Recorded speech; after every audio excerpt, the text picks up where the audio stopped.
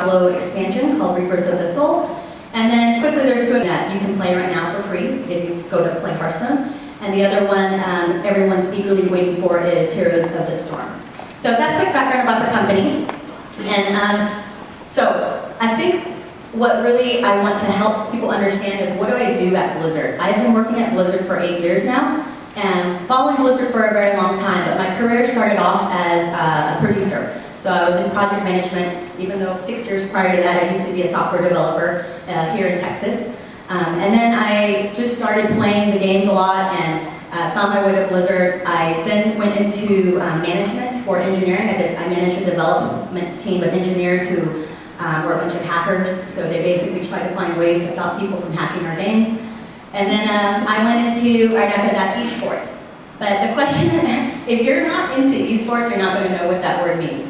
So the next thing the question that I get is, what is eSports? And so I have to take some time to explain what that is. And eSports is essentially, and what does it have to do with video games? But it's essentially known as electronic gaming or competitive gaming. And eSports is essentially the evolution of competitive gaming where they take video games and turn it into a spectator sport. So here is a picture of one of our events. So Blizzard embraces esports. Several of our games actually are really big spectator sport games. And so we sometimes host events for our own games. There's a lot of companies out there that are running tournaments and stuff for our games. But we also do the same, and this is a picture of one of our bigger events that took place in Europe. You can see there's a lot of people viewing. So there are a lot of video games out there, but the question is what makes it a competitive game? And at the end of the day, it's a game that can support spectators. And so... 17. I felt like someone.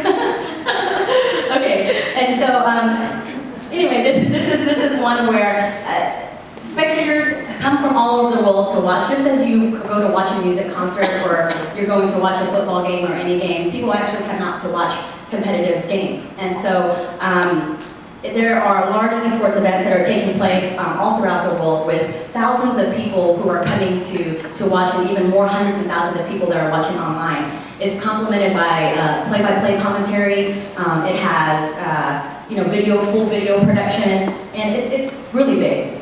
And I'm talking too long, so I'm going to try and move a little bit faster. So another focus on esports is the competition. So these players are really celebrated as heroes in their sport. And so the question then becomes like, how did I get into esports?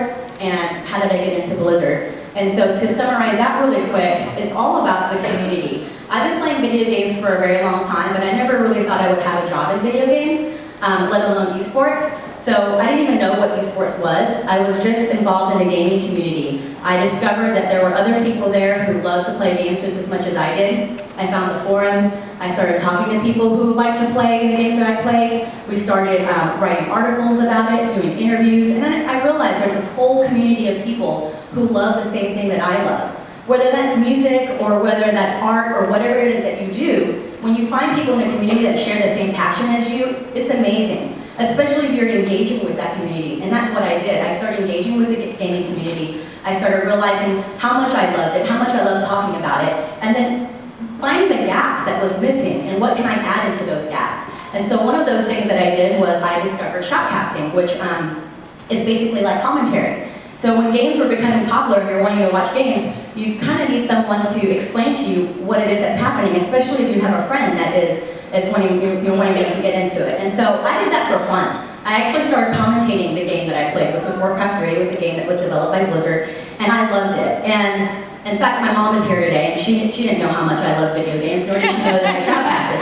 And so Blizzard Entertainment founded me that way. They found out that I was covering their game. They held this big event, which is another big esports event that we have called BlizzCon. And they pretty much invited me to come out and cast.